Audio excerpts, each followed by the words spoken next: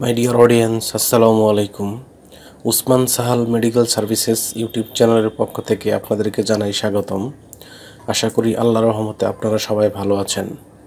বন্ধুগণ, আজকের ভিডিওতে আমি আপনাদের সাথে ছোট বাচ্চাদের বা বাবুদের ঠান্ডা বা সর্দি, কাশি, অ্যালার্জি ইত্যাদি সমস্যার সমাধানে অত্যন্ত কার্যকর একটি সিরাপের নাম এবং এর দাম, গ্রুপ বা জেনেরিক নাম, প্রস্তুতকারক কোম্পানির নাম, খাওয়ার নিয়ম এবং এর সাইড এফেক্টস বা পার্শ্ব প্রতিক্রিয়া সম্পর্কে আলোচনা করব।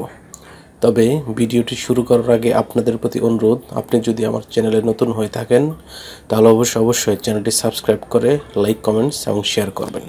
বন্ধুগণ, আমরা বিভিন্ন সময়ে দেখতে পাই ছোট বাচ্চাদের বা ছোট বাবুদের ঠান্ডা বা সর্দি লাগে, কাশির সমস্যা হয়, অ্যালার্জি হয় ইত্যাদি সমস্যা হয়ে থাকে।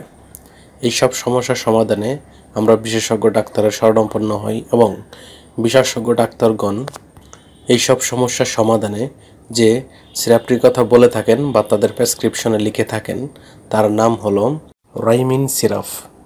এটির গ্রুপ বা জেনেরিক নাম হলো ডিফেনহাইড্রামিন হাইড্রোক্লোরাইড। এটির উৎপাদনকারী প্রতিষ্ঠানের নাম হচ্ছে অপসেনিন ফার্মাসিউটিক্যালস লিমিটেড। রাইমিন সিরাপ যেটি 100 ml বোতল, সেটির দাম 45 টাকা। এই সিরাপটি খাওয়ার নিয়ম হচ্ছে 3 মাস থেকে 6 মাস বয়সী বাবুদের ক্ষেত্রে বা বাচ্চাদের ক্ষেত্রে দিনে 2 বার হাফ চা চামচ করে সেবন করতে পারবে, কিংবা ইহা সেবনের পূর্বে অবশ্যই রেজিস্টার্ড চিকিৎসকের পরামর্শ নিতে হবে। অন্যদিকে প্রাপ্তবয়স্করা যদি এটি খেতে চান তাহলে 2 চামচ করে দিনে 3 বার সেবন করতে হবে এবং তারপরেও সেবনের পূর্বে অবশ্যই রেজিস্টার্ড চিকিৎসকের পরামর্শ নেবেন।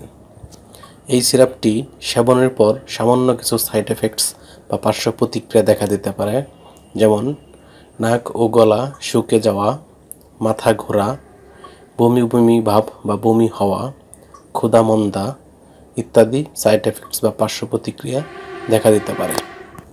তাই যে কোনো ঔষধ সেবনের পূর্বে অবশ্যই চিকিৎসকের পরামর্শ নেওয়া বাধ্যতামূলক। এই ওষুধটি বা সিরাপটি আলো ও তাপ থেকে দূরে, ঠান্ডা এবং শুষ্ক স্থানে রাখতে হবে এবং শিশুদের হাতের নাগালের বাইরে রাখতে হবে এবং যে কোনো ঔষধ ক্রয়ের পূর্বে অবশ্যই ঔষধের উৎপাদন তারিখ এবং মেয়াদ উত্তীর্ণের তারিখ দেখে নিতে হবে। ধন্যবাদ।